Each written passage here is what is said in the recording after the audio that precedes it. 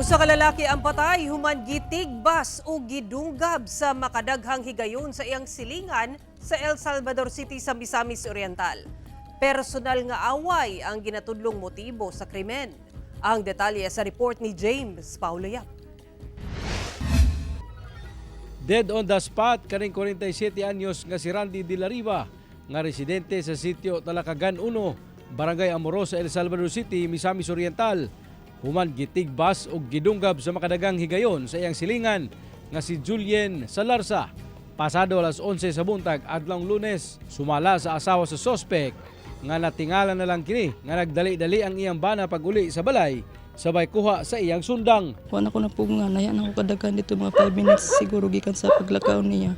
Diyan na ako danunggan ng kuan nga na nga tabang. Kasi may nagsige Ngayong tabang kato si Randy katong biktima. Nakita nag-inilugay pa mi sa kuan sir sa sundang sa kumpanya. 5 kasama dinunggaban ug 7 katinigbasan ang naangkon sa biktima. Hinungdan sa iyang hinanaling kamatayon, samtang gilayong misibat kuno ang sospek gamit iyang motorsiklo paghuman sa krimen. Pauli na unta sa ilang balay ang sospek kika nag-deliver sa iyang mga baligyang itlog, samtang ang biktima anaa dinhi sa bahay kubo aron nga maglingkod-lingkod ug magpahangin sa iyang duyan. Didto na mibutho ang init nga argumento tali sospek ug biktima ug dinhi nga bahin sa maong dalan nahitabo ang pagpangdunggab ug ang pagpanigbas nga miresulta sa pagkamatay sa maong biktima.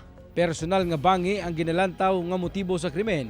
Ilabi pa nga daan na kuno nga adunay bikil ang sospek ug ang biktima tungod sa ilang problema sa tubig. Sa karon, voluntaryo kuno nga mitahan sa Kitaw-Taw Municipal Police Station sa Bukidnon ang sospek. Accordingly, ang kini nga suspect nag-attach dito sa victim ba.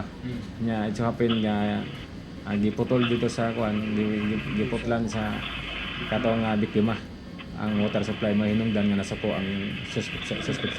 Kauban si Makoy Sempron, James Paulo Yap, One Mindanao.